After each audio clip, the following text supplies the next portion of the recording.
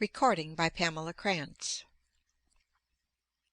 Longevity by Therese Windsor. A morality tale, 1960 style.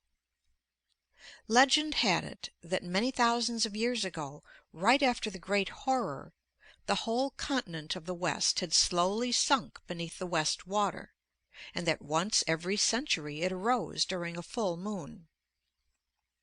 Still, Captain Hinrik clung to the hope that the legend would not be borne out by truth. Perhaps the west continent still existed, perhaps, dare he hope, with civilization. The crew of the Semilunis thought him quite mad. After all, hadn't the east and south continents been completely annihilated from the great sky fires? And wasn't it said that they had suffered but a fraction of what the west continent had endured? The Semilunis anchored at the mouth of a great river. The months of fear and doubt were at end. Here at last was the west continent. A small party of scouts was sent ashore with many cautions to be alert for luminescent areas, which meant certain death for those who remained too long in its vicinity. Armed with bow and arrow, the party made its way slowly up the great river. Nowhere was to be seen the color green, only dull browns and grays, and no sign of life save for an occasional patch of lichen on a rock. After several days of rowing, the food and water supply was almost half depleted, and still no evidence of either past or present habitation. It was time to turn back, to travel all the weary months across the west water, the journey all in vain. What a small reward for such an arduous trip! Just proof of the existence of a barren land mass, ugly and useless. On the second day of the return to the Semilunis, the scouting party decided to stop and investigate a huge opening in the rocky mountainside. How suspiciously regular and even it looked, particularly in comparison to the rest of the countryside, which was jagged and chaotic.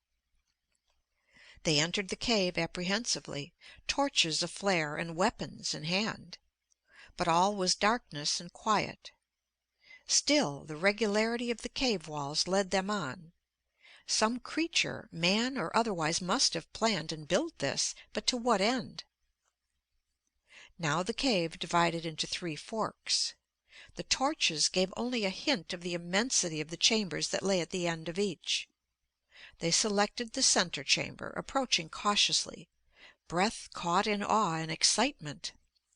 The torches reflected on a dull black surface, which was divided into many, many little squares.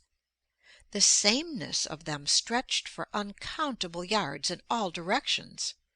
What were these ungodly looking edifices? The black surface was cold and smooth to the touch, and quite regular except for a strange little hole at the bottom of each square, and a curious row of pictures along the top. They would copy these strange pictures. Perhaps back home there would be a scholar who would understand the meaning behind these last remains of the people of the west continent. The leader took out his slate and painstakingly copied: "Safeguard your valuables at Allegheny Mountain Vaults. Box number 4544356782." The end. End of Longevity. Recording by Pamela Krantz.